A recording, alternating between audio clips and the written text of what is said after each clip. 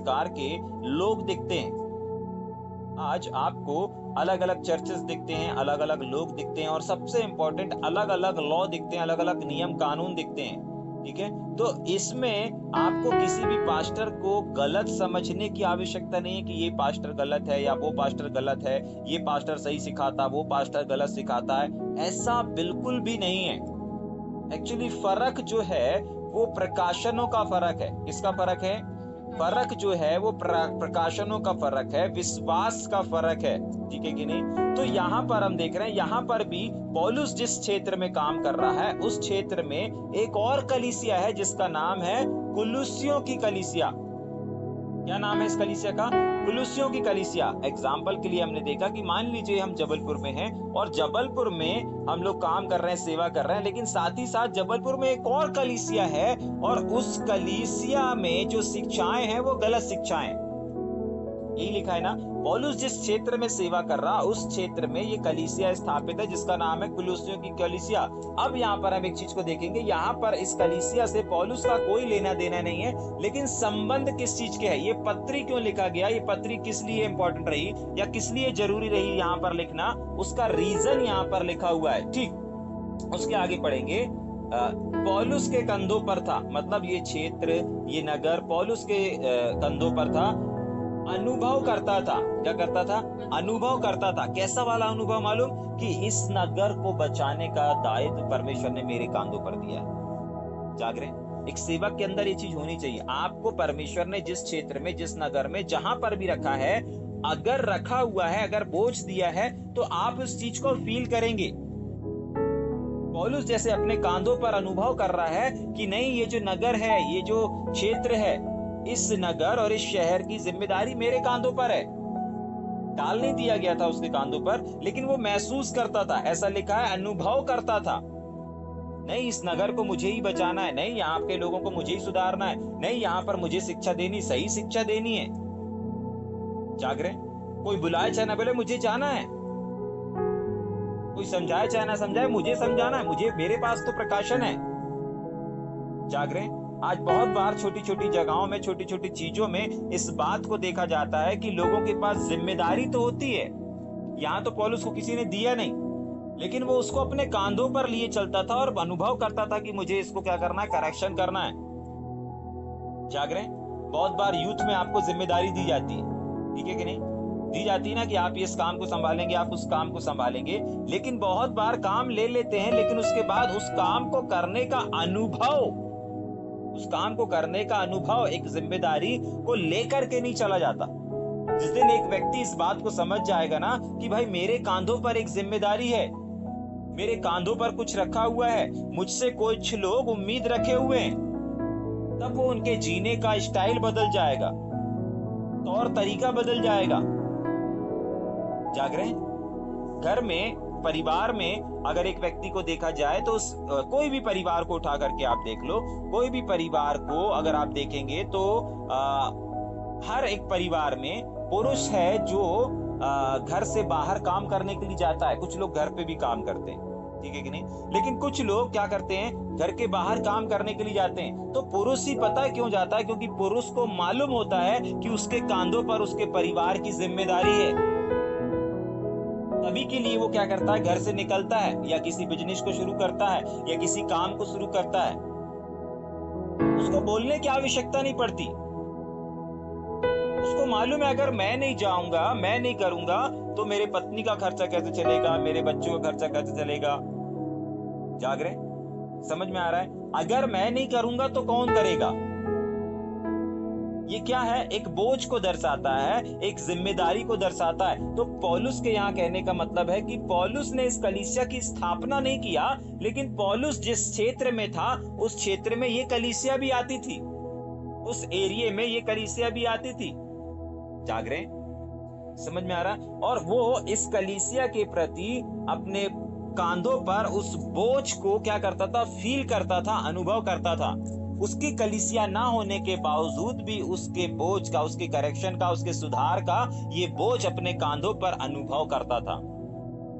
आज तो बहुत बार आपका चर्च होने के बाद, आपका दरबार होने के बाद, आपकी सेवकाई होने के बाद, आप उसके मेंबर होने के बाद भी आपको उस सेवकाई का बोझ अपने कांधों पर लेकर के चलने का बिल्कुल अनुभव नहीं होता। मैं देखता हूं बहुत सारे लोगों को, जाग रहे हैं, जेल सेवकाई में देखता हूं, बहुत सारी जगहों पर देखता हूं, मीटिंग सभा में देखता हूं, गुरुवार की मीटिंग में देखता हूं। ठीक है कि नहीं? अगर मैं नहीं हूं तो गुरुवार की सभा में समझ लीजिए कि कैसा काम होना है। अगर जेल सेवकाई में मैं आगे नहीं आऊं तो फिर समझ जाइए लोग हैं, ऐसा नहीं है लोग नहीं है। समझ में आ रहा है? हाँ, कलीसिया चर्च में पास्टर हैं, ऐसा नहीं है कि कलीसिया चर्च में पास्टर नहीं है, दरबार में नहीं है, लेकिन उनके तरह उनके समान उसका बोझ रखना इंपॉर्टेंट है।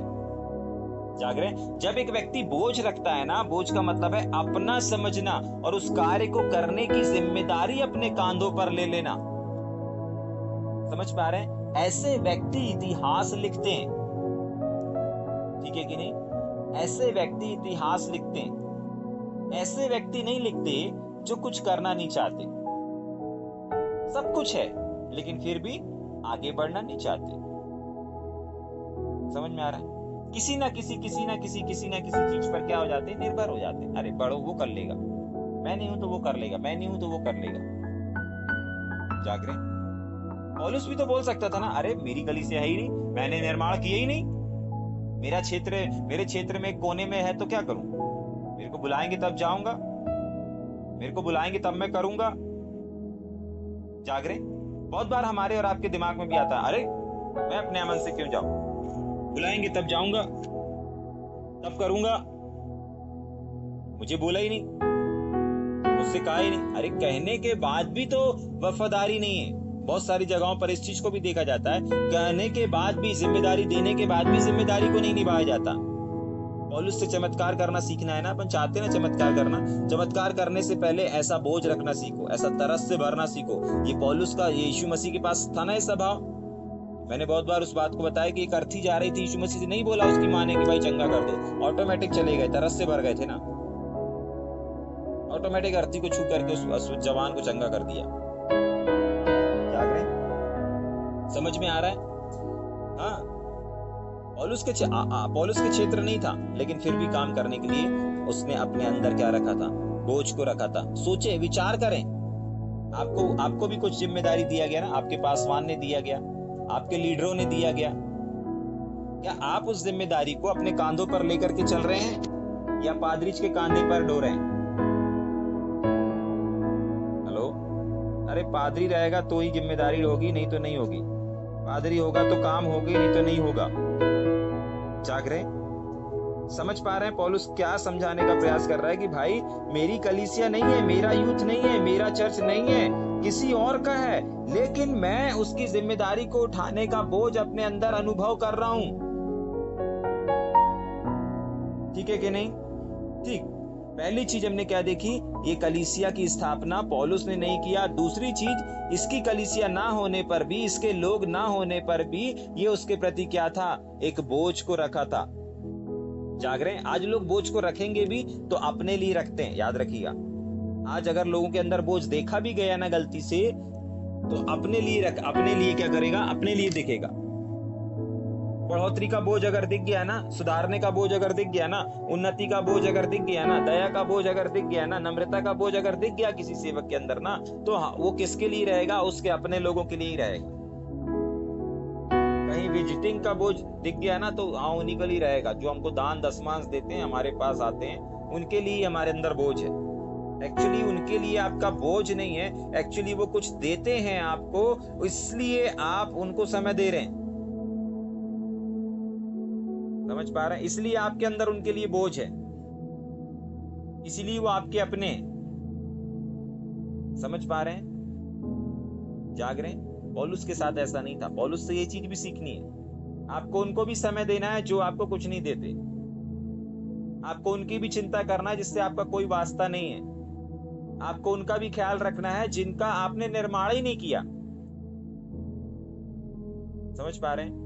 आपको ऐसे लोगों से भी बात करना है जिनसे आपका कोई लेना देना नहीं है। समझ पा रहे हैं? ठीक, आगे पढ़ेंगे ना। अनुभव करता था उसके आगे, जैसा कि हम पौलुस की रोमी साम्राज्य के एक प्रांत अखाया की राजधानी एफेसस से मसीही सेवकों को भेजते हुए पाते हैं। मतलब पौलुस रोमी साम्राज्य से एक सेवक को, जो कि अखाया की राजधानी एफेसस में मसीह सेवकों को भेजते हुए पाते हैं। ठीक है कि नहीं? अगर उसके पास बोझ है और वो अपने कांधों पर समझ रहा है, तो उसका पहला प्रमाण है वो क्या कर रहा है, अपने क्षेत्र से उस क्षेत्र में सेवकों को भेज रहा है। अगर आपके पास किसी के लिए बोझ है, तो आपके शब्दों से बताने की आवश्यकता नहीं है, आपको कार्य से दिखाने की आवश्यकता है। पौलुस के अंदर बोझ था, तो पौलुस ने उस पर क्या किया, अमल भी किया, काम भी किया।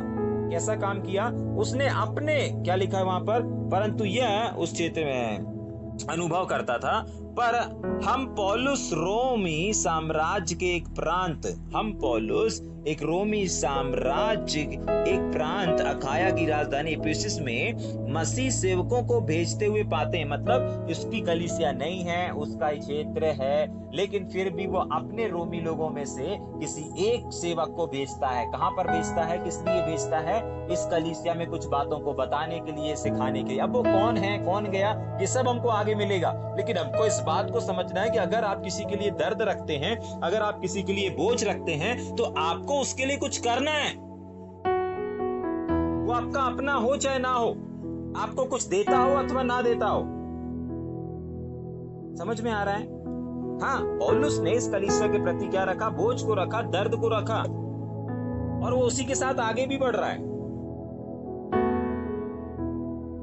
उस बोझ को सिर्फ वो सोच में नहीं रखा है, याद रखिएगा। सोच में रखा है क्या? कुछ लोग सोच में रखते हैं, मेरे को ना उस कलीसिया के लिए दर्द है, मेरे को ना उस यूथ के लिए दर्द है, मेरे को ना उस वो वहां सही नहीं हो रहा, उसका दर्द है। लेकिन बोले आप काम क्यों नहीं कर रहे? अरे मेरे को चुने तो सही, मेरा सिलेक्शन तो करें, मुझे बुलाएं तो सही, मुझे बताएं तो सही, मुझे आगे लेकर के आए, फिर हम बताते हैं अपना रोल में। जाग रहे हैं? कुछ लोग वेट करते हैं, अरे वो पद वो अच्छे से नहीं कर पा रहा, वो काम वो अच्छे से नहीं कर पा रहा, मुझे मिलने दो, मैं बताऊंगा। ठीक है? ये बोझ नहीं है, ये बोझ नहीं है, घमंड है। ये क्या है? हाँ, इसको घमंडी लोग बोलेंगे। अगर आपके पास कुछ उपाय है, अगर कुछ है, तो सबसे पहले तो आप उनको राय दो। क्या करो? राय दो, सलाह दो। भाई ऐसे से ऐसा हो सकता है, ऐसे से ऐसा अपन कर सकते हैं, ऐसे से सुझाव, जिसको बोलते हैं, सुझाव दीजिए। ठीक है कि नहीं? मतलब आप कुछ तो कर रहे हैं, भले आपके पास अथॉरिटी नहीं है, लेकिन कुछ तो कर रहा है। पौलुस के पास अथॉरिटी नहीं है, लेकिन कुछ तो कर रहा है, एक लेटर लिख करके कुछ भेज तो रहा है सेवकाई के लिए। उसके लोग नहीं है, लेकिन फिर भी अपने रोमी में से एक सेवक को भेज रहा है कि नहीं भेज रहा है? समझ में आ रहा है? ठीक है कि नहीं? आपके पास वो पद, वो पोस्ट हो अथवा ना हो, आपको किसी ने नियुक्त किया हो अथवा ना नियुक्त किया हो, आप अगर दर्द रखते हैं, आप अगर बोझ रखते हैं, तो आप स्वयं आगे आकर के इस बात को बोलेंगे। उस अथॉरिटी का इस्तेमाल नहीं करेंगे, लेकिन एक सलाह का तो आप इस्तेमाल कर सकते हैं, सलाह तो दे सकते हैं। और पता है सलाह देने से भी क्या होगा? जब आपके पास एक अच्छी योजना रहेगी ना, तो सामने वाला उस अच्छी योजना वाले को आगे लेकर के आएगा, बोलेगा यार बहुत अच्छा, हम लोग के किसी दिमाग में नहीं आया, ये इसने योजना। एक काम करते हैं, 4 दिन बाद आपको खुद ही लीडर बना देंगे, 4 दिन बाद खुद ही आपको वो जिम्मेदारी दे देंगे। समझ पा रहे हैं? ऐसे ही होता है ना, जब इंटरव्यू होता है तो क्या होता है, सब लोग अपने अपने आकर के प्रेजेंटेशन देते हैं, यही होता है ना।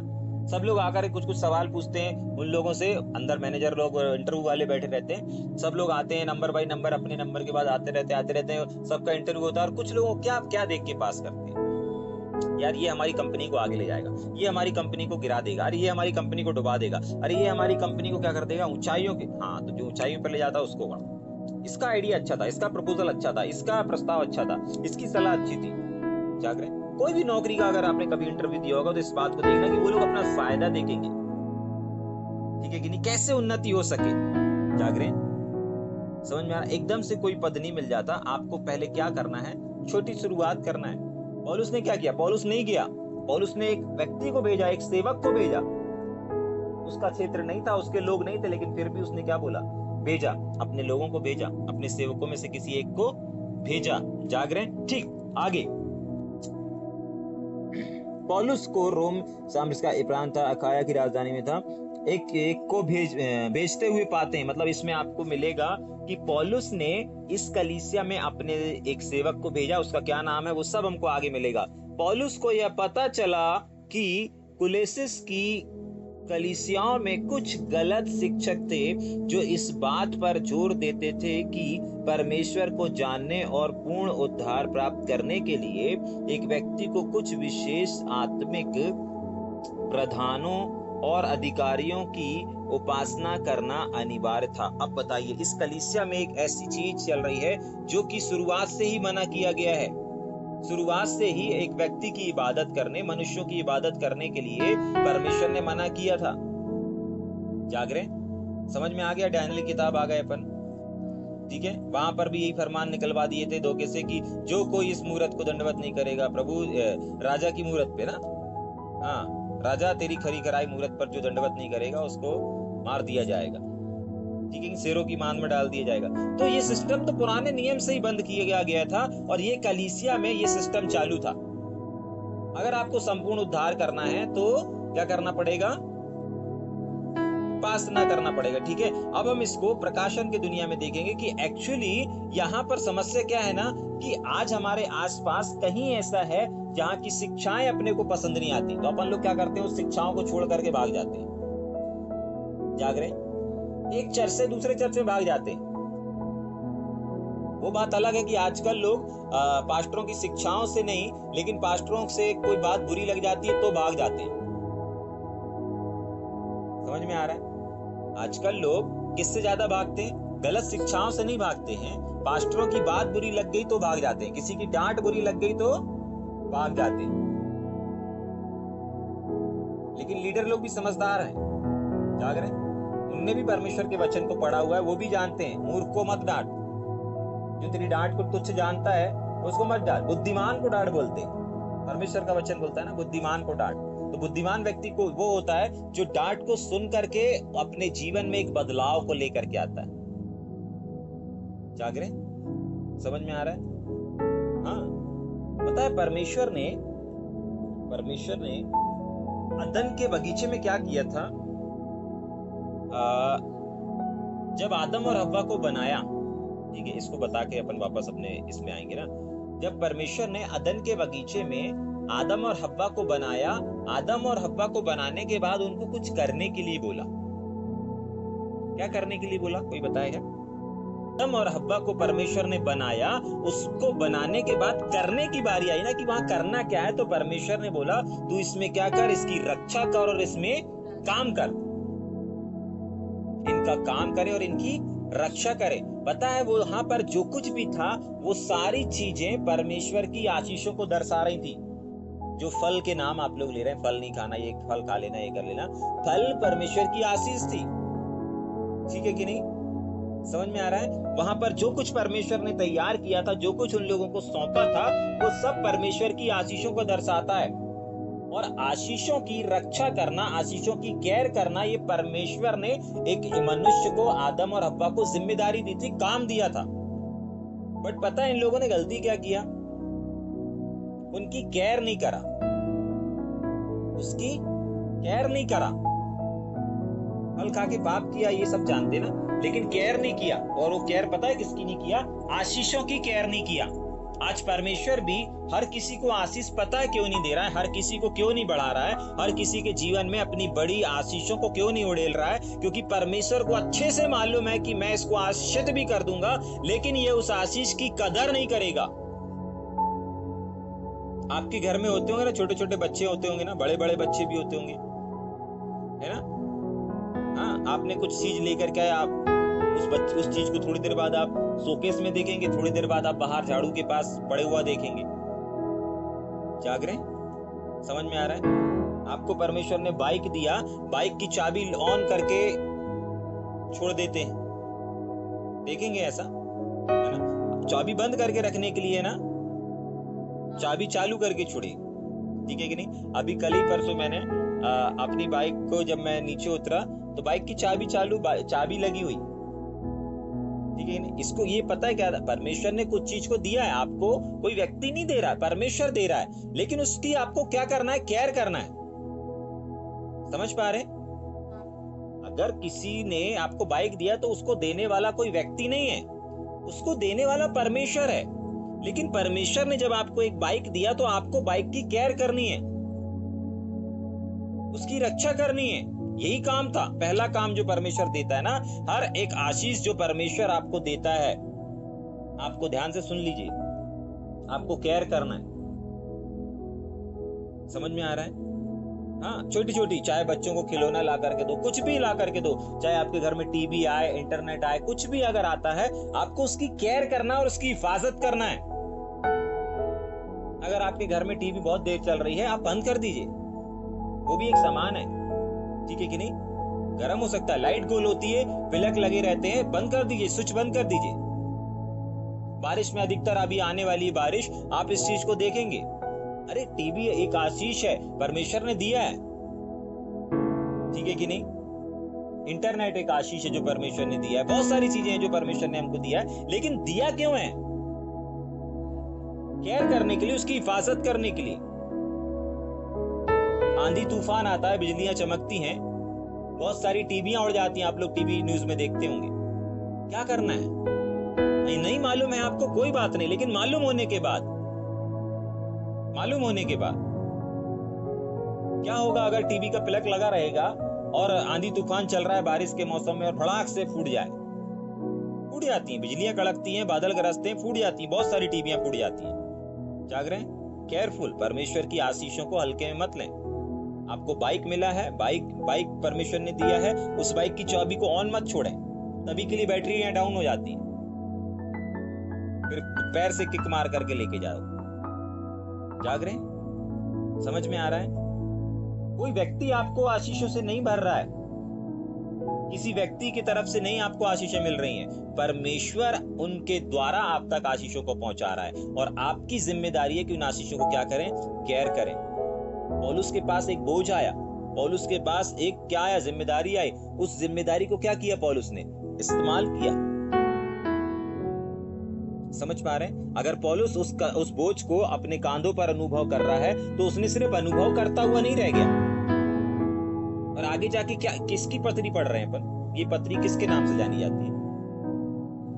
पौलुस की पत्री के नाम से, जबकि पौलुस ने इसका निर्माण भी नहीं किया, सिर्फ बोझ को, अनुभव को रखा। आज अपन किसकी पत्री पढ़ रहे हैं? पौलुस की पत्री पढ़ रहे हैं। इस कलीसिया में किसकी टीचिंग है फॉलो हो रही है? किसकी? पौलुस की। क्यों? किस वजह से? सिर्फ और सिर्फ इस कलीसिया के प्रति अपने कांधों पर बोझ को अनुभव करने की वजह से। लेकिन सिर्फ उसने अनुभव तक सीमित नहीं रह गया, उसके आगे भी बढ़ा।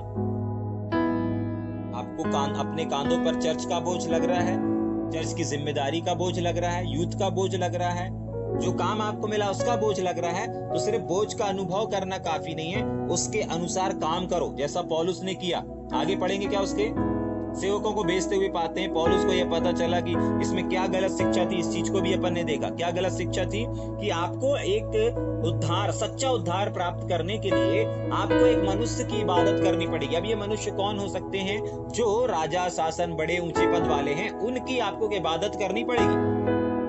अब इस गलत शिक्षा को सुधारने के लिए पौलुस आगे कुछ लोगों को भेजता है। समझ पा रहे हैं? जाग रहे हैं? आपको और हमको भी पता है कि कहां गलत है, कहां सही है, ठीक है कि नहीं? हाँ, आपको और हमको भी पता है कि कहां गलत है, कहां सही है।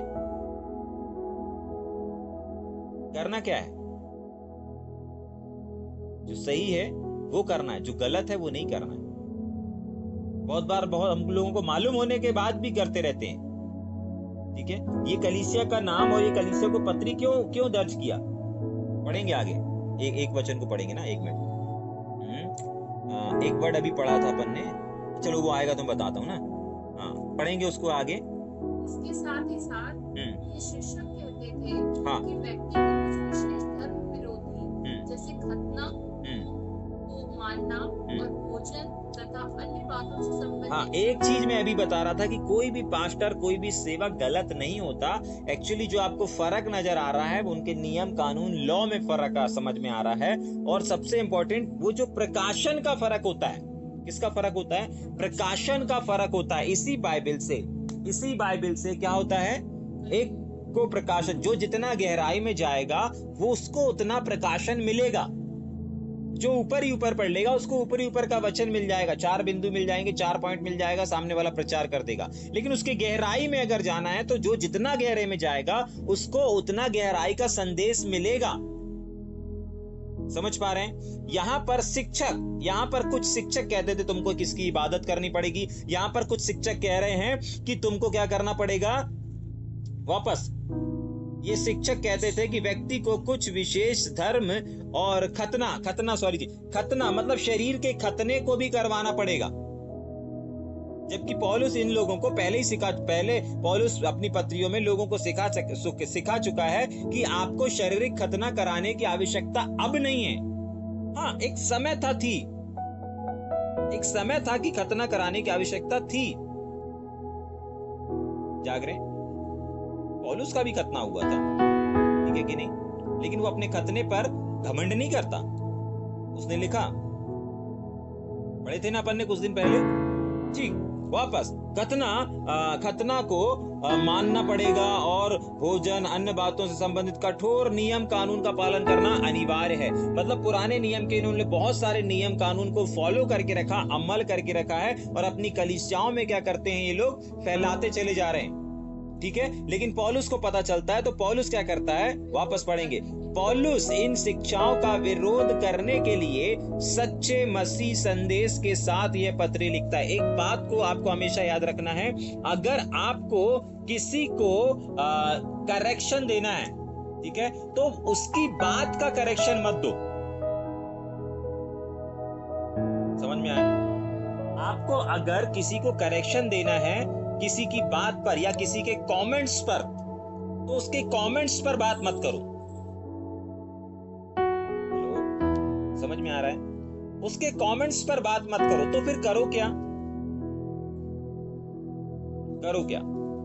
देखिए, अंधकार में अगर ज्योति ले आएंगे ऑटोमेटिक अंधकार खत्म हो जाएगा। गलत है, गलत के सामने अगर सच्चाई को रख देंगे ऑटोमेटिक बहस करने का, टिप्पणी करने का अवसर ही नहीं रहेगा। गलत फैला हुआ है, वहां पर सच्चाई को अगर लेकर के आ जाएंगे, आपको गलत के बारे में चर्चा, सोचने, विचारने, बहस करने की आवश्यकता नहीं पड़ेगी। अंधकार है, आप फटाक से लाइट को वहां पर चालू कर देंगे। आपको अंधेरे के बारे में, अंधेरे को भगाने के लिए संघर्ष करने की आवश्यकता नहीं है। समझ पा रहे हैं? पौलुस यहां पर क्या कह रहा है? पौलुस इन शिक्षाओं का विरोध करने के लिए सच्चे संदेश के साथ गया, वो सच्चाई के साथ गया। गलत शिक्षा ऊपर पढ़े थे ना कि यहाँ गलत शिक्षा है, अभी यहाँ पर क्या पढ़ रहे हैं? सच्चाई के साथ गया। वहां गलत है तो वहां पर वो गलत पर टिप्पणी करने नहीं गया कि तुमने कैसे बोला, किस प्रकाशन से बोला, हमको बताओ, हमको समझाओ, ऐसा नहीं होना चाहिए, वैसा नहीं होना चाहिए, ये नहीं बोल रहा है। वो बोल रहा है कि ये सच है, ये सच है। समझ पा रहे हैं? ये सच है। तो कभी भी गलत के ऊपर, नेगेटिव के ऊपर टिप्पणियां करना बंद करें, लेकिन जो सच है उसको सामने बात करें। जो सच है वो बता दो। जिसको मानना है मानेगा, नहीं मानना है नहीं मानेगा। समझ पा रहे हैं? पौलुस गलत संदेशों के बीच में सही संदेश को लेकर के चला गया। वापस उसके उत्तर का मर्म यह है कि यीशु मसीह पूर्ण उद्धार देने में सामर्थ्य है। ठीक है, अभी उन लोग क्या बोल रहे थे? पूर्ण उद्धार के लिए तुमको किसी की इबादत करनी पड़ेगी। उसने क्या लेकर के गया कि यीशु मसीह पूर्ण रीति से उद्धार करने के लिए सामर्थ्य है। मैंने यही बताया ना, अगर कोई किसी भी बात को कर रहा है, आप उस बात पर बात मत करो, जो सच है उसको सामने लेकर के आ जाओ। ये कौन सा संदेश लेकर के गया? यीशु मसीह संपूर्ण उद्धार करने में सामर्थ्य है। वो ये नहीं बोल रहा कि ये जो बोल रहे हैं ये गलत है। ये विरोध हो जाता, क्या हो जाता? लड़ाई हो जाती, झगड़ा बढ़ जाता। कैसे तुम हमारे बारे में बात कर रहे हो, कैसे हमारे संदेशों को गलत साबित कर रहे हो? नहीं, उसने इसी बात को बताया। जाग रहे? बहुत बार जब कलीसिया में कुछ गड़बड़ी होती है, कुछ बात होती है या किसी विवाद आ जाता है, तो पास्टर साहब लोगों को परमेश्वर वचन देता है। ठीक है, वचन ऐसा देता है, मान लीजिए किसी ने झूठ बोला तो परमेश्वर उनको झूठ का संदेश देगा, झूठ का संदेश देगा कि झूठ बोलना गलत बात है। ठीक है कि नहीं? अगर किसी ने किसी की बुराई कर दी है कलीसिया के लोगों ने, तो परमेश्वर क्या करेगा, उनको परमेश्वर के सेवक को, जो भी पास्टर है, एवेंजलिस्ट है, उसको परमेश्वर क्या करेगा, बुराई करने वाला संदेश देगा। और जब वो संदेश कलीसिया में बैठा हुआ एक व्यक्ति सुनेगा तो वो पता है क्या सोचेगा, ये क्या कर रहा है, मुझको डांट मार रहा है, मेरे को देख करके ऐसा बोल रहा है, अच्छा मैंने उस दिन ऐसा कर दिया था इसलिए मेरे को ऐसा बोल रहा है। लेकिन अभी पौलुस को आप क्या बोलोगे, संसारिक प्रचारक बोलोगे, क्या बोलोगे, पौलुस को क्या बोलोगे? चलो पास्टरों को तो आपने बोल दिया, सेवकों को तो आपने बोल दिया कि ये हमको सुना के बोल रहा है, हमको देख करके बोल रहा है, हमने ऐसा गलती कर दिया इसलिए बोल रहा है, ये तो बोल दोगे। लेकिन पौलुस को क्या बोलोगे? जिस चीज में ये कलीसिया गलत है, उसी चीज का संदेश लेकर के परमेश्वर उसको भेज रहा है। इस कलीसिया में गड़बड़ी है कि तुमको अगर पूरा उद्धार चाहिए तो तुमको एक इंसान की इबादत करनी चाहिए, तो परमेश्वर ने पौलुस को किस संदेश के साथ भेजा कि यीशु मसीह संपूर्ण पूर्ण उद्धार देने में सामर्थ्य है। अब इसको क्या बोलोगे, पौलुस भी लोगों को देख करके डांट मारता था? नहीं, ऐसा होता ही नहीं है।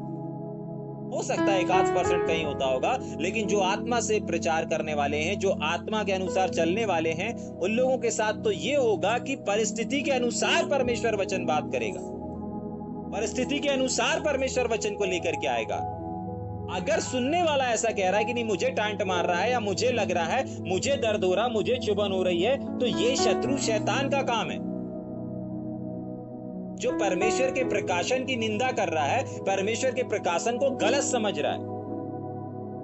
समझ पा रहे हैं इस कलीसिया में क्या गड़बड़ी थी? समझ में आ रहा है आपको? मुझे नहीं मालूम कितने लोग समझ पा रहे हैं। इस कलीसिया में गड़बड़ी थी कि यहाँ की जो शिक्षक थे वो बोलते थे तुमको पूरा उद्धार चाहिए तो तुमको एक इंसान की इबादत करनी पड़ेगी। पौलुस क्या किया, उसका विरोध किया क्या? नहीं। उसको गलत बोला क्या? नहीं। कैसे बोला तुमने, कैसे गलत सिखा रहे हो? कुछ भी नहीं बोला। पौलुस ने सिंपल सी चीज बता दी कि यीशु मसीह ना संपूर्ण उद्धार कर रहे हैं। उद्धारी का संदेश क्यों दे रहा? क्योंकि उद्धार के विषय में ही गलत टीचिंग है। तो एक व्यक्ति जहां गलत रहेगा, परमेश्वर वही संदेशों को सामने लेकर के आएगा। अब जिसको लग रहा है कि भाई मेरे को बोल रहे हैं, इसको बोल रहे हैं, उसको बोल रहे हैं, उसको लगने दो। उसके अंदर एक्चुअली शत्रु शैतान का कीड़ा काम कर रहा है, उसके विवेक में काम कर रहा है, और उस ऐसे व्यक्तियों के ऊपर शत्रु शैतान का दाव बहुत इजीली चल जाएगा, क्योंकि वो इस कीड़े से अनजान है। अभी कुछ दिन पहले अपन ने सीखा था, और फ्रेज गॉड की परमेश्वर ने वाईफाई दे दिया और ऑनलाइन की सुविधा दे दिया कि अब उन चीजों को आप ऑनलाइन सुन सकते हो। विवेक का कचड़ा, ठीक है कि नहीं? विवेक की सुरक्षा कितनी इंपॉर्टेंट है, विवेक की सुरक्षा कितनी इंपॉर्टेंट है, कितनी जरूरी, इन सब चीजों को आप सीख सकते हो। कैसे साफ होता है इस चीज को भी आप सीख सकते हो। जाग रहे? समझ में आ रहा है? ठीक। तो जिस चीज की कमी और जिस चीज की घटी रहती है, जिस चीज में व्यक्ति कमजोर रहता है, परमेश्वर अपने सेवकों के साथ में, उनके साथ में उसी संदेश के साथ भेजता है, उसी करेक्शन के साथ में भेजता है। अगर आपने किसी पास्टर का अनादर कर दिया तो आने वाले सप्ताह में आप उसी अनादर को कैसे आदर में बदलेंगे? वो पाप है, गलती है, वो गुनाह है, वही संदेश परमेश्वर देगा। तभी तो पता चलता है कि परमेश्वर आपसे बात कर रहा है। एक बच्चा है, आग में जा रहा है, एक बच्चा है छत के किनारे से जा रहा है, छत के ऊपर खड़े होकर के जा रहा है, और अगर उस घर में उसके मम्मी पापा, बाल बच्चे, उसके मम्मी पापा हैं और अपने बच्चे को देख रहे हैं कि वो छत के ऊपर टहल रहा है, जहां पर वो थोड़ी देर बाद नीचे गिर सकता है और उसकी जान जा सकती है, आग में जा रहा है, आग में जाकर कुछ देर बाद जल जाएगा। किस काम के माँ बाप जो अपने बच्चों से बोले ना और बातचीत ना करें, और उसी विषय में ए भाई आगे आग है, अरे ज्यादा आगे मत चल, नीचे गिर जाएगा, खत्म हो जाएगा। जाग रहे? अब अगर आग से सचेत करने वाले माँ बाप, और अगर छत से ऊपर टहल रहा है और गिरने और मौत के डर से बचाने वाले माँ बाप अगर आपको बोले अरे यार ये हमको देख करके हम जब भी चलना शुरू करते हैं छत में तभी हमको बोलता है, अरे जब भी हम आग के पास खेलना शुरू करते हैं तभी, जब भी हम आग से खेलना शुरू करते हैं तभी हमको बोलते हैं। कैसे माँ बाप है? मेरी को सुना रहे हैं बेटा आग में जाने से जल जाते हैं, छत में ज्यादा टहलने से नीचे गिर सकते हैं। समझ में आ रहा है? ऐसे माँ बापों को अगर आप चूतिया या फिर बेकार या ना समझ या निर्बुद्धि समझते हैं तो सबसे बड़े चूतिया और सबसे बड़े निर्बुद्धि आप खुद हैं। जाग रहे? समझ में आ रहा है? वो क्यों नहीं डांटेंगे आपको? आप पानी में तो डूब नहीं रहे कि आपको बोलेंगे। आप आग में जा रहे हो और आपको बेटा पानी में नहीं डूबना, पानी में वो भी अपने बाल खुजाएगा बच्चा। अरे किसको बोल रहे हैं? जाग रहे? मैं तो आग से खेल रहा हूँ, ये मेरे को पानी में नहीं डूबना, पानी में नहीं डूबना ऐसे बोल रहे हैं। जाग रहे? हाँ, याद रखिएगा, पौलुस ने इस कलीसिया में सही संदेश को भेजा। जिस संदेश में गड़बड़ी थी, आप किसी भी पत्री को उठा करके देख लो। मैं बहुत बार, अभी कुछ दिन पहले भी मेरे कानों में आया था, अरे यार वो पास्टर साहब जो वचन बता रहे थे ना, मेरे ही को बोल रहे थे। अरे तुमको बोल रहे तो बहुत अच्छी बात है, सुधार लेकर के। अरे नहीं, वो ऐसे मेरे को सुना के बोल रहे थे। अरे तुमको सुना करके कैसे बोल सकते हैं? बाइबल बोलती बोलने वाला तो मैं हूं। मतलब तुम पवित्र आत्मा को निंदा कर रहे हो और तभी के लिए अपनी आशीषों को खो रहे हो। समझ पा रहे हैं? कोई भी पास्टर, कोई भी सेवक अपने दम पर नहीं बात करता, ठीक है? जब तक पवित्र आत्मा उसके अंदर से उसको प्रेरित न करे और जब तक वो चीजें उसके अंदर से बाहर ना आए, तब तक एक व्यक्ति नहीं बोल सकता। और अगर बोल भी देगा तो उसके बोलने में काम नहीं होगा। अगर आपके हृदय में चोट लग रही है तो पतरस बोलता है कि परमेश्वर का वचन एक तलवार के समान है, जो हमारे को क्या करता है? छेदता है, भेदता है। और जब एक तलवार किसी के पेट में जाती है तो कितनी जगह से आवाज और धुआं निकलता है? निकलता ना? दर्द होता ना? हाँ, नहीं होता? लाओ एक तलवार डालो इसके पेट में, उसके पेट में डालो। अच्छा, जागृत होता है ना? हाँ। अरे तलवार छोड़ो रे बाबा, गलती से आप खेलते समय अगर पैर आपके कांच में आ गया या एक खीले में घुस गया, तब कितना चिल्लाते? नहीं चिल्लाते? Mummy mummy mummy mummy mummy mummy mummy papa पापा पापा पापा नहीं करते? क्या हो गया बेटा? क्या? अरे खीला घुस गया। अच्छा अच्छा, दर्द हो रहा है। हाँ, परमेश्वर का वचन भी ऐसा ही है। वचन भी ऐसा ही है, जब अंदर जाएगा ना दर्द होगा, लेकिन आपके मुंह से क्या निकलेगा? अगर शैतान की गिरफ्त में होंगे, ये पास्टर मेरे ही को सुना रहा था, ये पास्टर मेरे ही को सुना रहा था। अब पास्टर क्या करे? वचन आ गया तो अब क्या करे? वचन सामने आ गया पास्टर की, तो अब क्या करे?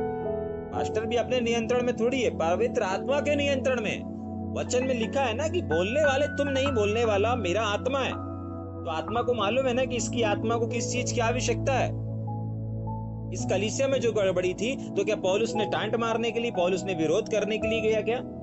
नहीं, उसने अंधकार था, ज्योति के संदेश को ले गया और उसी चीज को लेकर के गया जिस चीज की आवश्यकता थी। झूठ में सत्य की आवश्यकता है, अंधकार में ज्योति की आवश्यकता है। ठीक है कि नहीं? ठीक, आगे पढ़ेंगे।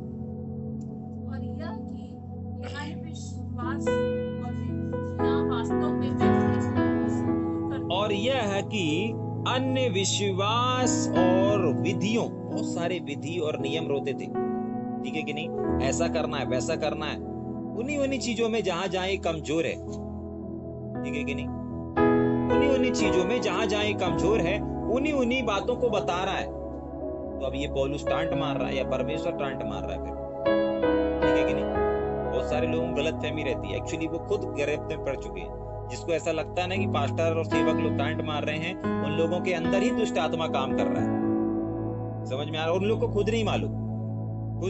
बोलेंगे भैया हमको सुना के प्रचार कर रहे थे। वो नहीं सुना रहे थे भाई, उनके अंदर नहीं, लेकिन उनके अंदर आत्मा काम कर रहा था। आपके अंदर शत्रु शैतान का आत्मा काम कर रहा है। अगर वचन नहीं है, वचन से बात कर रहे हैं ना, वो वचन से बता रहे हैं ना, तो सीधी सी बात है, आत्मा परमेश्वर से बात कर रहे हैं, परमेश्वर का आत्मा बात कर। हाँ, वचन में नहीं लिखा है, वचन में नहीं है, तो फिर आप उनको जो समझना है समझते रहिए। लेकिन अगर वचन में है तो वो टांट नहीं मार रहे हैं, एक्चुअली परमेश्वर आपको सुधार रहा है।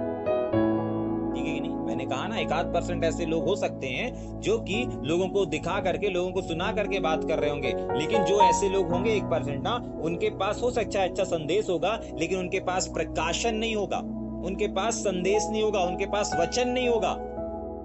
इसलिए मैंने 1% बोला। बाकी 99% जो लोग हैं वो परमेश्वर के वचन से बोलते हैं, और जहां वचन है वहां पर परमेश्वर है और परमेश्वर का आत्मा ही बात कर रहा है। ठीक है? अगर यहाँ पर लिखा है कि यहाँ पर इस विषय का टॉपिक होना चाहिए, तो उसी विषय का प्रचार परमेश्वर ने उसको दिया और उसी विचार का संदेश लेकर के वो वहां पर जा रहा है।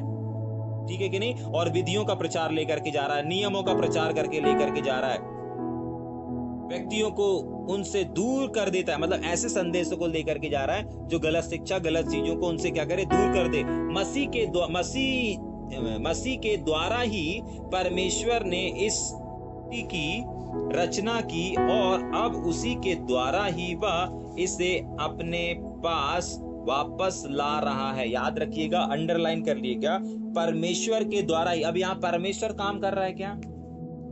बोलेंगे नहीं। पौलुस काम कर रहा है क्या? बोलेंगे नहीं। काम कौन कर रहा है? दृश्य रूप में नजर कौन आ रहा है? एक मामूली सा सेवक। लेकिन उस सेवक के पास जो पत्री है वो पौलुस की है। वो पत्री जो लिखी पौलुस ने लिखी। वो पत्री जिसने लिखवाया वो है पवित्र आत्मा। पवित्र आत्मा ही परमेश्वर है, पवित्र आत्मा ही। ये सब पीछे वाले लोग हैं, लेकिन परमेश्वर आगे किसको करेगा? लोग आगे ही वाले को देखते हैं। पास्टर आगे रहता है ना सिखाने के लिए, पास्टर को लेकिन पास्टर को वो प्रकाशन दिया किसने? पास्टर को वो प्रकाशन आया कहां से? ये जब अगर इसकी खोज करेंगे तो वो पवित्र आत्मा तक पहुंचेंगे, परमेश्वर तक पहुंचेंगे। यहाँ पर आगे दिखने वाला पता है कौन है? एक रोमी साम्राज्य का एक व्यक्ति, एक सेवक जिसको पौलुस ने भेजा, लेकिन उसके हाथ में जो पत्री है वो पौलुस है, समझ लो। और वो जो पत्री को लिखवाया वो पवित्र आत्मा है। और पवित्र आत्मा, पिता, पुत्र, पवित्र आत्मा तीनों एक हैं। लिखा क्या है? वापस पढ़ेंगे। मसीह के द्वारा ही परमेश्वर ने इस सृष्टि की रचना की। ठीक है कि नहीं? आगे। और अब प्रेजेंट टाइम, अभी, राइट नाउ, इसी समय परमेश्वर क्या कर रहा है? और अब उसी के द्वारा, यानी कि प्रभु यीशु मसीह के द्वारा ही वह उसे अपने पास ला रहा है। किसे लेकर के आ रहा है? अपने पास लेकर के आ रहा है। किसको लेकर के आ रहा है? मसीह यीशु के द्वारा। आज यीशु मसीह के द्वारा लोग कहां जा रहे हैं? नरक में।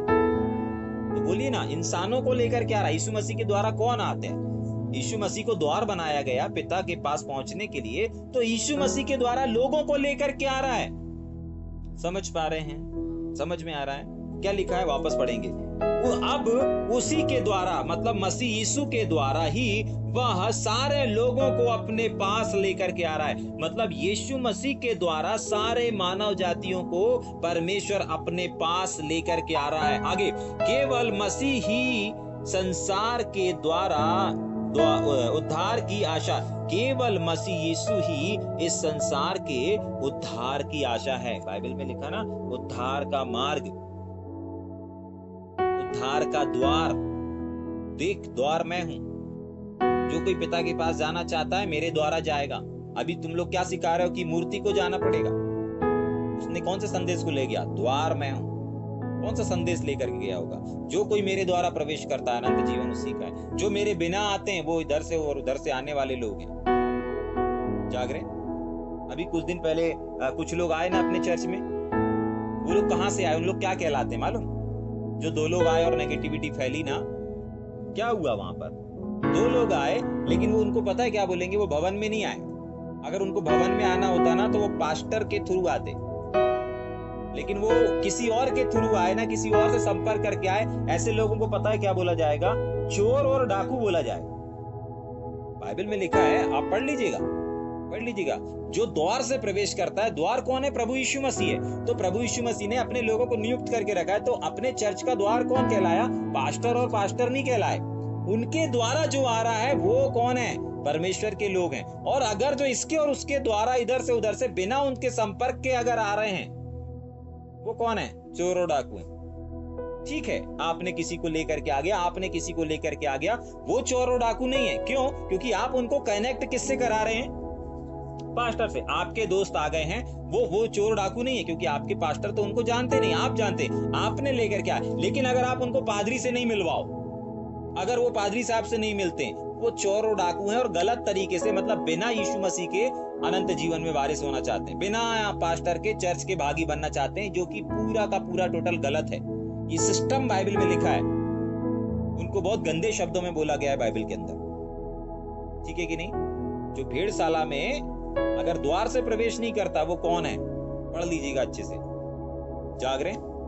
हाँ, तो अगर किसी भी व्यक्ति को अगर एंट्री करना है बिना पादरी के, बिना उनके एंट्री नहीं कर सकता। आप किसी के थ्रू आ सकते हैं, लेकिन बिना पादरी से मिले आप नहीं जा सकते। अगर आप ऐसा कर रहे हैं तो आपके अंदर ये नेचर, ये पहचान है इंसानों की, उनके अंदर क्या चल रहा है। चर्च में आ रहे हैं लेकिन किस इरादे से आ रहे हैं, आपको समझना है इस चीज को। जाग रहे? हाँ, और हम इतने नादान नहीं कि अपन समझे ना। क्योंकि हमारे पास परमेश्वर का वचन है। बहुत सारे लोग उनके चुंगल में आ गए होंगे। क्यों आ गए होंगे? क्योंकि उन लोग परमेश्वर के वचन और परमेश्वर के प्रकाशन को नहीं जानते, शत्रु शैतान की छिपी चिकनी चालों को नहीं पहचानते। तभी के लिए शत्रु शैतान उनका शिकार करता रहता है और उनके आत्मिक जीवन को खाता रहता है। बाइबल का एक वचन है ना, यहाँ बहुत पहले वचन लिखा था, अभी भी नहीं यहाँ पर वचन, ठीक है, कितने बार बोल चुका मैं, यहाँ पे वो वाला वचन लगाना चाहिए, ठीक है कि नहीं? जो कुछ तेरे पास है उसको थामे रहे, ऐसा ना हो कि कोई तेरे परिश्रम को छीन ले। जो कुछ तेरे पास है उसको थामे रहे, कहीं कोई तेरा मुकुट छीने, तेरा परिश्रम व्यर्थ ना हो जाए। एक भाग में आप ये पढ़ेंगे कि प्रभु में तुम्हारा परिश्रम किसी रीति से व्यर्थ नहीं, लेकिन एक भाग में आप ये भी पढ़ेंगे कि तुम्हारा परिश्रम छीना जा सकता है। तो जो लोग ऐसे लोगों के बातों में आ जाते हैं ना, उन लोगों का परिश्रम छीन लिया जाता है। शत्रु शैतान यही कर रहा है, इनका जो काम है, ये सेवा कर रहे हैं ना, इनका परिश्रम मुझे छीनना है, और वो अपनी चिकनी छुपनी छालों में फंसा फंसा के क्या कर रहा है? छीन लेता है। ठीक है कि नहीं? समझ में आ रहा है? केवल मसीह के द्वारा उसके संदेशों को नोटिस करें। अगर आपको इस चीज को समझना है, कैसे संदेश कहां पर दी जाते, तभी के लिए मैंने एक बार बताया था ना कि अगर आप किसी के क्रियाक्रम में गए, क्रियाक्रम का मतलब होता है मौत मट्टी में गए हैं, और मौत मट्टी वाली भी एक क्या होती है? मीटिंग होती, सभा होती। वहां पर अगर आप हैप्पी बर्थडे वाला संदेश देंगे तो क्या होगा? दोबारा आपको बुलाएंगे नहीं वहां पे। जाग रहे? समझ में आ रहा है क्यों ऐसा होगा? क्योंकि वहां का माहौल, वहां की सिचुएशन कुछ और है। वहां दुख का समय, वहां पर दुख के संदेश को देना है, या दुख के बाद एक अनंत जीवन है, उसके संदेश को देना है। मरने के क्या फायदे हैं, इस चीज को देना है। लेकिन आप जन्म वाले संदेश को दोगे तो वहां कहानी बिगड़ जाएगी। अब अवसर पर सामने वाला वचन को बता रहा है तो आप उसको टांट मारना बोलेंगे, मुझको देख करके बोलना बोलेंगे? नहीं, परमेश्वर है जो अवसर पर अवसर, आपको तो परमेश्वर का धन्यवाद देना चाहिए। प्रेज गॉड, प्रभु आपने वचन से मुझे बताया। ये पता है कौन कर सकता है? ये नम्र व्यक्ति कर सकता है, जो अपने जीवन में सुधार और बढ़ोतरी को चाहता है ना, ये वो व्यक्ति कर सकता है। हर व्यक्ति ये नहीं कर सकता, हर व्यक्ति इस चीज को नहीं कर सकता। कौन कर सकता है? जिसके अंदर नम्रता है, जिसके अंदर परमेश्वर का स्वभाव है, वो उस चीज को एक्सेप्ट करेगा। ठीक है, समझ में आ रहा? तो कितनी बातों को आज अपन ने सीखा। नंबर 1, आप किसके प्रति कितना बोझ रखे हुए हैं। आप अपने कांधों पर कुछ समझते हैं अथवा नहीं समझते। आपको किसी को बैठाल करके समझा के और प्रेशराइज करके किसी काम को करवाने की आवश्यकता नहीं कि तुमको करना ही पड़ेगा। समझ में आ रहा है? नहीं, एक काम पता है कब सफल होगा? जब उस काम को करने का बोझ वो अपने कांधों पर महसूस करने लगेगा कि नहीं, ये मेरी जिम्मेदारी है, ये मेरा चर्च है, ये मेरा दायित्व बनता है। तब वो काम सफल होना शुरू हो जाएगा। पौलुस के अंदर था, गलत चीजों को देख करके सही करने का स्वभाव था। पौलुस के अंदर दर्द था, पौलुस के अंदर बोझ था। तभी के लिए पौलुस बहुत अच्छी रीति से इस चीज को कर भी पाया। जाग रहे? समझ में आ रहा है? पहली चीज जो हमने आज सीखी इस भूमिका से, और इस पत्री के बारे में भी हमने सीखा। नंबर 1, ये पत्री का स्थापक पौलुस नहीं था। आज आप किसी चर्च के नहीं होंगे, लेकिन किसी चर्च में अगर कुछ गलत हो रहा होगा तो आप उसके बोझ को अपने कांधों पर समझना है। आज किसी यूथ में, आज किसी सेवकाई में अगर कोई कमी घटी आपके आसपास, आप तक खबर लग गई है, आपके अंदर एक जलन होना चाहिए, एक दीवानगी होनी चाहिए कि नहीं, मुझे वहां करेक्शन देना है, मुझे वहां सुधार देना है, मुझे वहां कुछ सही करना है। समझ पा रहे हैं? समझ में आ रहा है या ऊपर से जा रहा है? दूसरी चीज, एक बोझ को लेकर के चलना है, और जिसके अंदर बोझ रहता है वो फड़फड़ाता रहता है, मैं क्या करूं क्या करूं, नहीं जा पा रहा हूं, किसी और को भेज दूं, लेकिन जाऊंगा, सही शिक्षा को दूंगा।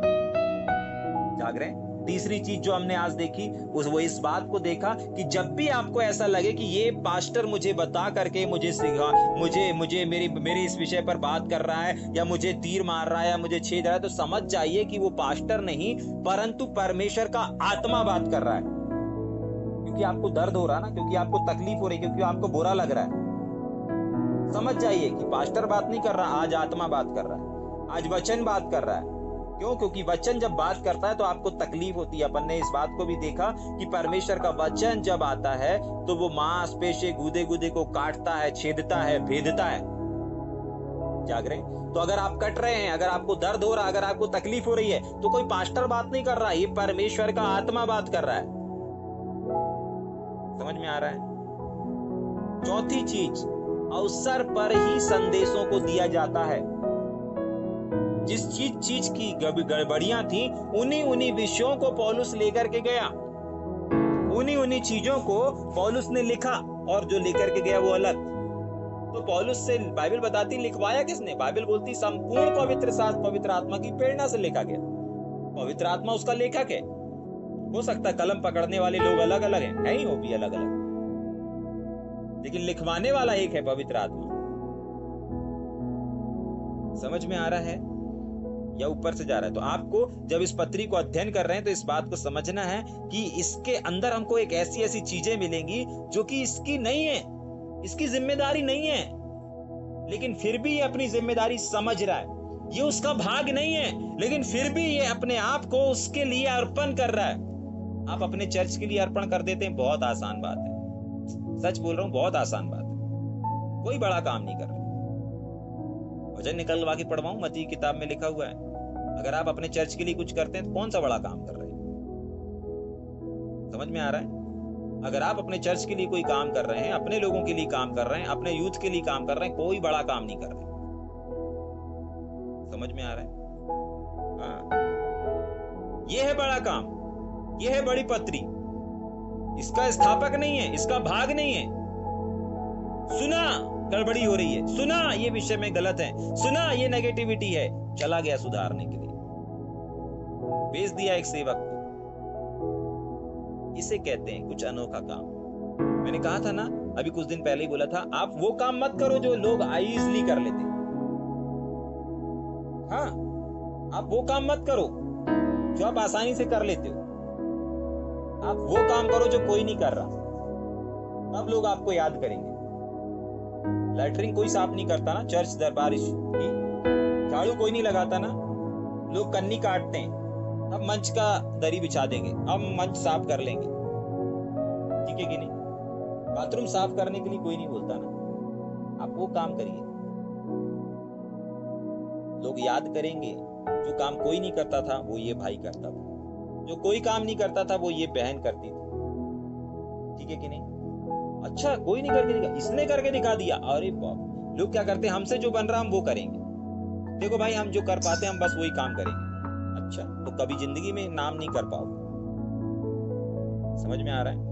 एक व्यक्ति जिसके पास ताकत ही नहीं है 50 किलो के वजन उठाने की, अगर उसने नहीं उठाया तो कौन सा बड़ा काम कर लिया। लेकिन एक व्यक्ति जिसके पास 50 किलो का वजन उठाने की ताकत नहीं है और उसने कोशिश करते करते अगर उसको उठा दिया, तो आप समझ जाइए कि उसका कितना नाम होने जा रहा है। जाग रहे? समझ में आ रहा है या ऊपर से जा रहा है? समस्या ये है ना कि हम कहीं ना कहीं किसी ना किसी चीज से, किसी ना किसी बातों से बंध जाते हैं। स्टोरी सुनेंगे क्या? बंधने वाली स्टोरी सुनेंगे क्या? याद आ गई, अब दिख रही सामने, सुनेंगे? जाग रहे? ठीक, सुनेंगे। इस स्टोरी के बाद अपन खत्म करेंगे, 5 मिनट ज्यादा हो गया, ठीक है? हाँ, बस ये लास्ट स्टोरी बता के बाइबल बंद कर देंगे। कल से हम ये पहले अध्याय से पढ़ना शुरू करेंगे, ठीक? बंद कर, ये बंधने वाली स्टोरी से अपन खत्म करेंगे ना। एक बार क्या होता ना, एक गुरु और चेला, ठीक है? एक बार एक गुरु और चेला, यानी कि शिष्य और शिक्षक, सिखाने वाला और सीखने वाला, एक बार एक यात्रा पर निकलते हैं, ठीक है? कहां पर निकलते हैं? एक यात्रा पर निकलते हैं, और उस यात्रा के दौरान उनकी गाड़ी खराब हो जाती है, और या फिर वो रास्ता ऐसा रहता है कि जैसे गाड़ी से अपन जाते ना, तो रात में अधिकतर ड्राइव करने में वो लोगों को होता है, मेरे को तो रात की ड्राइविंग बहुत अच्छी लगती है, ठीक? तो ये लोग रात में आराम करना चाहते हैं, चलाते चलाते थक जाते हैं, तो वो लोग एक स्टॉपेज को देखते हैं, और उस स्टॉपेज में एक छोटा सा क्या मिलता है उनको, गांव टाइप का मिलता है, और रोड पर ही, हाईवे पे ही एक छोटा सा मकान रहता है, छोटी सी झोपड़ी रहती है, और उस झोपड़ी में वो लोग क्या हो जाते हैं, रुक जाते हैं। जाकर के देखते हैं, बोलते हैं हम लोग को बहुत लंबी यात्रा करना है, लेकिन अभी हम कुछ देर आराम करना चाहते हैं, ड्राइविंग करते करते नींद आ रही है, तो हम लोग नींद लेना चाहते हैं। ठीक है, तो वो शिष्य और वो जो शिक्षक है, दोनों जन उस झोपड़ी में, घास की झोपड़ी रहती है, आप सब देखा किसी ने घास की टपरिया झोपड़ी, है ना? हाँ, उसमें पूरा चारों तरफ घास ही घास रहेगा, हाईवे से जुड़ी है, लगी हुई है, और वहां पर एक परिवार है, 2-3 तो बच्चे हैं, और 2-3 बच्चों के साथ एक फैमिली है, मतलब फैमिली बोल रहा हूँ, पति पत्नी है। ठीक है, एक परिवार है ये समझ लीजिए पूरा, सब उसी घास के बने हुए झोपड़ी में रहते हैं। और रात हो गई थी, तो उन लोगों ने जैसे तैसे जो भी भात आत बचा था उसमें शक्कर अक्कर घोल घाल के उनको दिया, मेहमान का आदर करते ना। ठीक, अच्छा हुआ यूपी नहीं था वो, नहीं तो मीठा ला के दे देते। ठीक, जाग रहे हैं, तो अच्छा बड़ा भात आत शक्कर अक्कर दिया और बढ़िया उनका स्वागत किया, और उसके बाद खा पी के वो लोग सो गए। रात का समय था उनको, लेकिन अचानक से सुबह 5 बजे, सुबह 4 बजे वो जो शिक्षक है वो उठता है, और अपने चेले को बोलता है, गुरु अपने चेले को बोलता है कि उठो और जाकर के वो जो सामने इनका क्या है, एक भैंस बंधी हुई है, ठीक है, एक गाय बंधी हुई है, गाय का दूध निकलता है ना, भैंस बंधी हुई है, उस भैंस को खोल दो और जाने दो। भैंस बंधी हुई, उस भैंस को खोल दो और जाने दो। तो वो खोल तो देता है, क्या कर देता है, बोलता है यार मैं इतने साल से इसको अपना गुरु समझ रहा था, इसको अपना बॉस समझ रहा था, इसको अपना लीडर समझ रहा था, लेकिन ये कैसा लीडर है, इनके छोटी सी झोपड़ी है, और ये लोग इसी गाय के दूध को बेच बाच के अपना जैसे तैसे रूखा सूखा खा रहे हैं, गुजारा कर रहे हैं, और ये उसी गाय को खोल के बोल रहा है जाने दो इसको, भगा दो। अब क्या करे, गुरु है तो बात मानना पड़ेगा गुरु की। ठीक है, तो जाता है, गुस्से में ऐसा खोलता है और भगा देता है, और बोलता है हाँ मैंने भगा दिया। बोले भग गई गाय? बोले हाँ। तो बोलता है अरे अब क्या कर रहे हो, भगना है अपने को भी, किसी की गाय तुमने भगा दिया, किसी का बैल भगा दिया, बैल भग गया है, अपने को भी तुरंत निकलना पड़ेगा। बोले सब लोग सो रहे हैं। बोले सबको सोने दो, किसी को मत बताओ, चुपचाप चलो। किसी की गाय भगा दी, किसी की रोजी रोटी भगा दिए, अब अपने को। वो चेला और गुस्सा हो जाता है, बोलते कैसा गुरु है मेरा, कैसा गुरु, कैसा लीडर है, कैसे उठपटांग काम करवा रहा है। ठीक है कि नहीं? तो फटाक से कार उठाते हैं और फिर निकल जाते हैं रनवे में, अपने हाईवे में सफर अपर करके चले जाते हैं और अपनी मंजिल पर पहुंच जाते हैं। उसके बाद 2 साल के बाद फिर वो लोग ड्राइव पे निकलते हैं। तो अब वो जो चेला है वो अपने गुरु को हल्के में लेने लगता है, यार पटांग काम करवाता है, कैसा चेला, कैसा गुरु है, कैसा लीडर है। किसी का व्यवसाय छीन लिया, किसी का बिजनेस छीन लिया, बेचारे नमक रोटी खा करके गुजारा कर रहे थे, शक्कर नमक खा करके गुजारा कर रहे थे। ठीक है कि नहीं? चावल में नमक शक्कर डाल के खाते हैं ना, कुछ लोग नमक और चावल खाते हैं, गरीब लोग, नहीं है ना? हाँ, तो वो यही सोचते अपने उसको आदर ना दे, ठीक है, काम कर रहा था लेकिन ऐसे ही कर रहा था, ऊपरी मन से कर रहा था। 2 साल के बाद फिर वो लोग एक टूर पर निकलते हैं और फिर उसी जगह पर आकर के वो लोग थक जाते हैं, और अब बिल्कुल गाड़ी चलाई नहीं जा रही उन लोगों से। तब वो बोलते हैं, अपने चेले, गुरु बोलता है यार अब मुझसे गाड़ी नहीं चलाई जा रही, अब हमें फिर कहीं रुकना पड़ेगा। तो बोलते हैं ठीक है, अभी यहाँ आगे वही गांव आने वाला है, जिस गांव में रुके थे वही रुक लेते हैं। रुकते हैं उसी जगह पर, एक अच्छा बड़ा मकान बना हुआ है। वही जगह है, वही लोकेशन है जहाँ पर हम लोग रुके थे आज से 2 साल पहले। बोलते हैं हाँ। बोले चलो यहीं पे, अच्छा हुआ वो लोग नहीं है, यहाँ पर दूसरा मकान बन गया, और वहीं पर रुकते हैं। और जैसे ही वहां पर रुकते हैं वैसे ही दरवाजा खटखटाते हैं और वैसे ही दरवाजा खुलता है, लेकिन अब एक अच्छा आलीशान मकान बना हुआ है। और जैसे ही वो वहां पर देखते हैं तो वो सामने वाला जो व्यक्ति रहता है, परिवार रहते हैं, पति पत्नी, वो उन लोग को पहचान लेते हैं। अरे आपको याद है, आप 2 साल पहले भी आते। अब वो धक धक करने लगता है, अरे ये तो पहचान, इनका नुकसान करके भागे थे तुम, जाग रहे। ठीक है कि नहीं? अरे और ज्यादा सम्मान, अरे जाओ जल्दी बिरयानी बनाओ, अरे अपने वही 2 साल पुराने वाले मेहमान आए हैं। समझ में आ रहा है? जैसे जैसे वो खाना आना खाते हैं, उसके बाद बोलते हैं आपको याद है हमारे यहाँ एक गाय थी? बोले हाँ गाय थी। अरे उसी से हमारा बेटा, हाँ मालूम, आपका उसी से पालन पोषण। अरे उसको पता है किसी ने भगा दिया, वो गाय भाग गई। बोलते हाँ पता चला। पता है उसके भागने से क्या हुआ? बोले ये सब जो आप देख रहे हैं ये सब उसी के बदौलत है। बोले क्या हो गया, उसको बेच दिए क्या? बोले नहीं, बेचे नहीं, एक्चुअली हमारे पास जो गाय थी ना, उस गाय पर हम निर्भर थे। और इधर आओ, इधर आओ, चलो पीछे चलो। वो अपने मकान के पीछे ले जाते हैं। बोले ये देखो, तो वो नजर दिखाता है तो पूरा हरियाली हरियाली हरियाली दिखती है। बोलते ये हमारी लाखों करोड़ों की जमीन है। इतनी जमीन होने के बाद भी जब आप आए थे ना, तब ये पूरा बंजर था। हम लोग कुछ करना ही नहीं चाहते थे, हमारा पालन पोषण हो रहा था, हम लोग एक टपरिया बना करके दिन गुजार रहे थे और हम उस गाय पर, उस भैंस पर निर्भर थे।